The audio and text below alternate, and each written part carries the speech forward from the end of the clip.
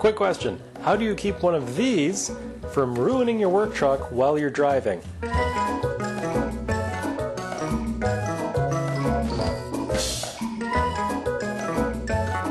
So, brief story, I work out of a van.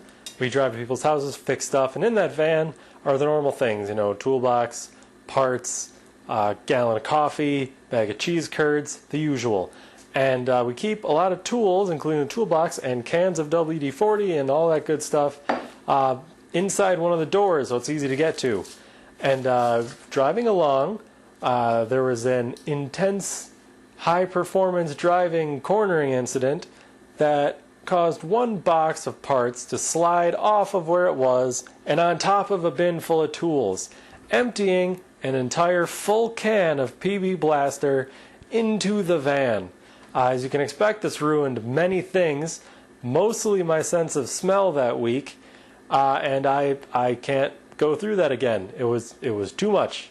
It was my eyes were burning, and my nose was just, you know what PB Blaster smells like, right? It's not good. So I came up with an idea. I'm going to take some sheet metal and I'm going to build a thing to mount a bunch of cans, including PB Blaster, which I know I'm not holding, up on the divider wall thing. There's like one of them steel wall things between the drivers and all the parts, which is good because that means when I do this crazy kind of driving a lot, the boxes don't ram into the back of my head. They fall onto the tools, and I guess neither option is good. I should probably drive better. Anyways, because it's going to be a pretty simple build, I might as well show you the entire design process, because who wants a 3-minute video? Probably a lot of you, but too bad, this is going to be longer. Of course, I suppose you could just skip it if you didn't want it. So I already grabbed this, the WD-40, and I think PB Blaster is the same size. I should check that. Here we go. Yeah, they're the same size. Caps, leave the cap on. That would have saved me. Anyways, the cans are a little more than 2.5 inches wide. They're like 2 3/4, 2 5/8. And that's important because it means I can't use my sweet 2.5-inch dimple die to make really cool holes. So I'm going to have to do it the slightly less delicate way and angle grinder it. But my plan is to make a thing that's got a flange on the bottom, sticks out a ways, folds up, then folds back. Kind of like this shape, but with holes in it. Probably more like channels because I want to make it more complicated because I am me. I'm just going to use the width of the ruler here. I don't have a marker. Carpenter pencil, good enough. Gonna measure out a space. Gonna have to leave adequate room for whatever the crap this thing is. Right about, yeah.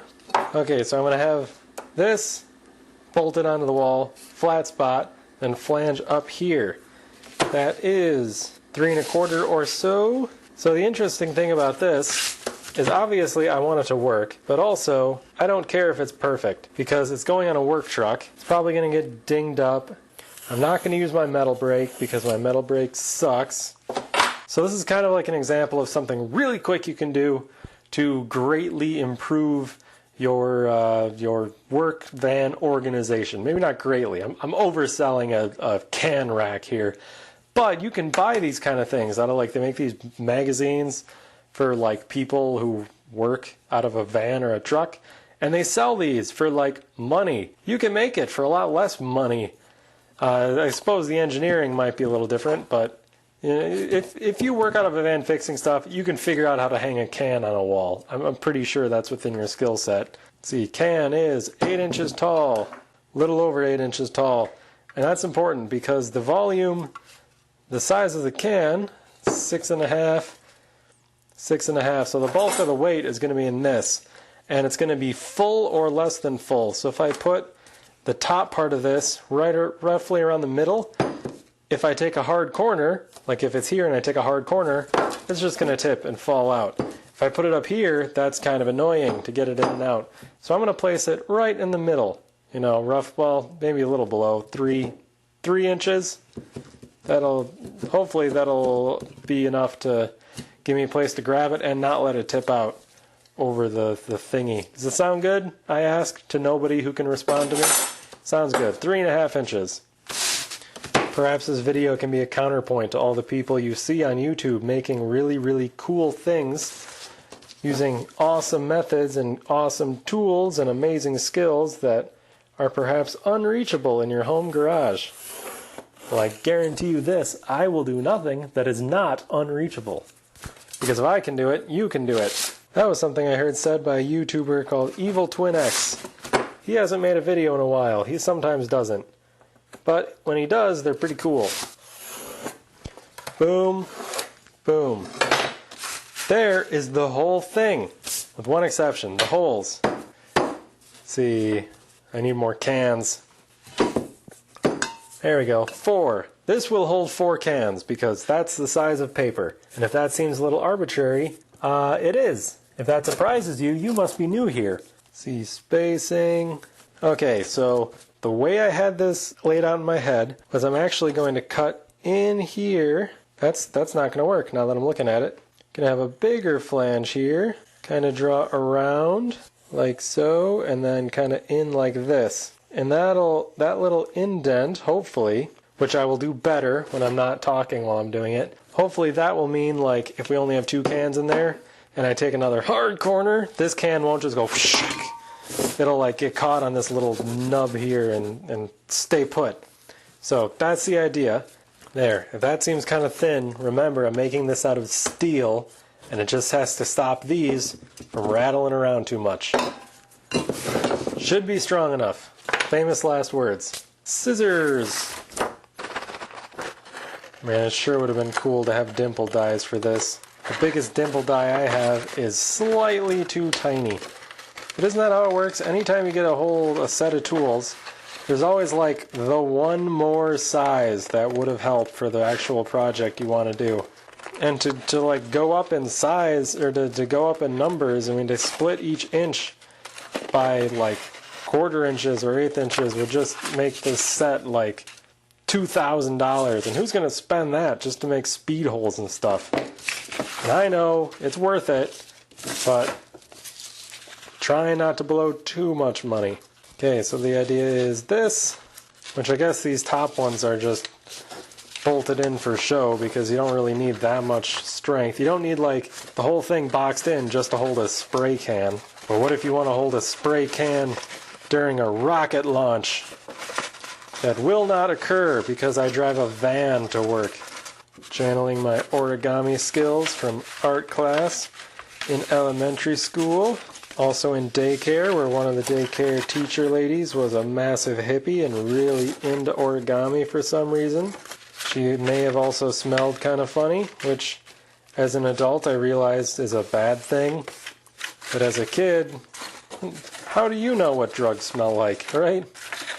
Okay, so here's the basic idea. Pretend this is horizontal, or vertical. It is horizontal, whatever. I know directions.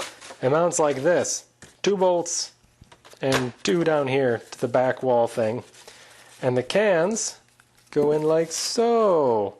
Right? Remember, standing up, not sitting down on a table.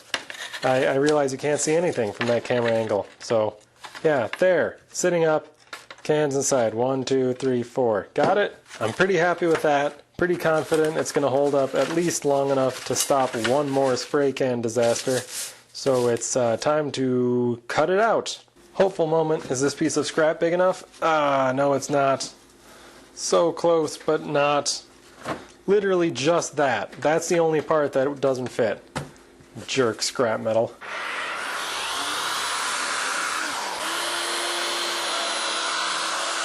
Now when I said this was going to be quick and dirty, I meant dirty. I'm not even going to take the flash rust off this thing. I'm going to break the corners though, so maybe I don't get sliced every time I grab a can. Although I already get cut pretty frequently at work to begin with. I mean, my job sometimes involves pulling shards of glass out of things. You know, that's it's just occupational hazard. That's what there's a cut here that was a glass cut. I don't remember that, or that. That was a dryer vent. You know, it's chaos. Chaos all day in the workplace. So, gotta cut this out. Of course, if you're saying, wear gloves. No, I don't want to wear gloves. for many reasons, including I have a hard enough time feeling stuff as it is. Like, does anyone remember when I had carpal tunnel and had surgery? Yeah, well, it took me a while to get the surgery, and I have residual nerve damage from the carpal tunnel before the surgery. So, can't feel crap anyway.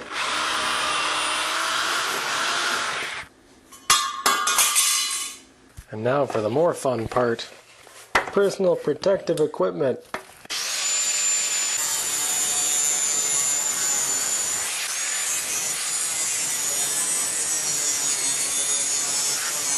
Well, that was easily the most fun I've ever had with an angle grinder.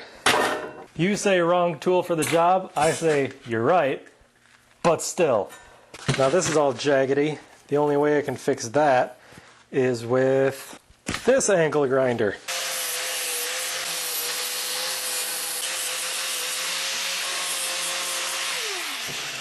There. They're like even smooth. You know, they don't cut me. That's good, because I don't think so. I'm not bleeding yet. And now to mark my fold lines.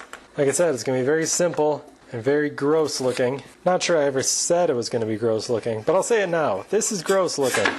And I'm not gonna take a lot of time and effort to make it ungross looking, because I don't have the time.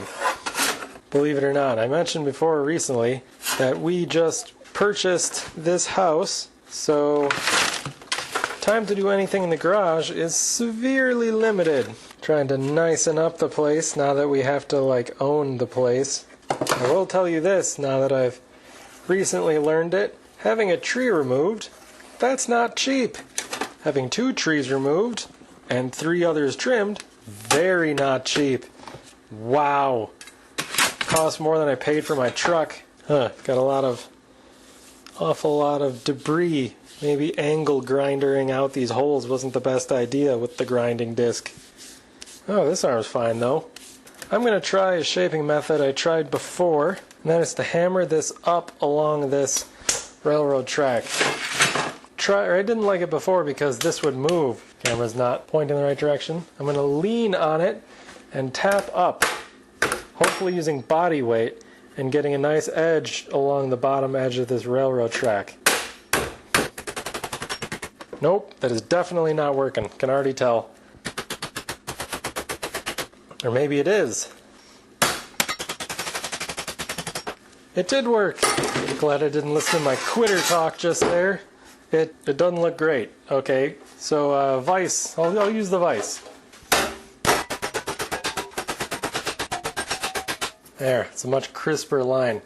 I'm going to be honest, the reason I was hoping the railroad trackers work is because I can't clamp these 2 up in the vise. Yeah, don't know what I'm going to do now, except do the other simple ones that I know I can do. The basic idea is that if there's something I don't know how I'm going to do, I'll just do the things I do know how I'm going to do, and eventually I might figure out how to do the other ones. Basically, like if you have a test and there's some questions that you don't know the answers to, you just do all the other ones so you can stress about those later. Procrastination, just delaying the inevitable failure. No, I bet I can do this one. So I can't get that down there, but I got this big opening. So yeah, that'll work. See, the plan works.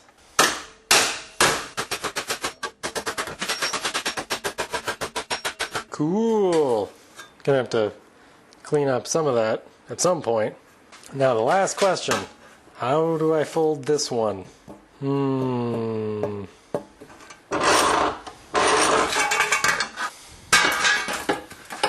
Yeah. Maybe if I clamp both of these in here and really bear down on it.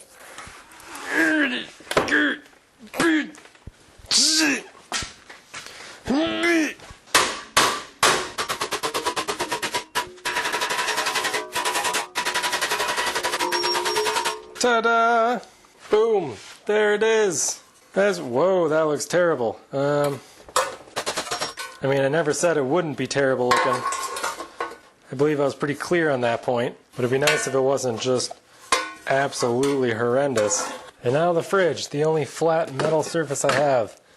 I don't have the holes drilled in this because I want to drill them into the work truck when I have, it all together. And I don't have the work truck here. Besides, it's raining outside. I don't want to get wet. Are you crazy? I might melt. But it's going to bolt in here, here, and a couple places on the bottom, which will basically hold this really hideous piece of steel right to that divider. So, I don't have 2 more cans within reach, so just pretend. So, to simulate a stressful cornering situation. That worked pretty good. How about bumps? Going around a corner over railroad tracks. Ew, this one moved a bit. Steep angle. Rolling down a mountain. Okay, that didn't work, but everything else is good. So I know this is a lot uglier than I usually make, but it's kind of nice. It's kind of freeing, because generally I try to make things as nice as possible. They just end up being kind of rickety because I'm not really great or patient when it comes to building things. But it was really freeing just saying, nope, I don't care if it's ugly, I don't care if it's rusty, I just want it to hold some cans and be done as quickly as possible because I'm not on the clock right now. So yeah, that was pretty fun. Rust is a cool finish, right? People like rust, right? Right? Just kidding, I did paint it.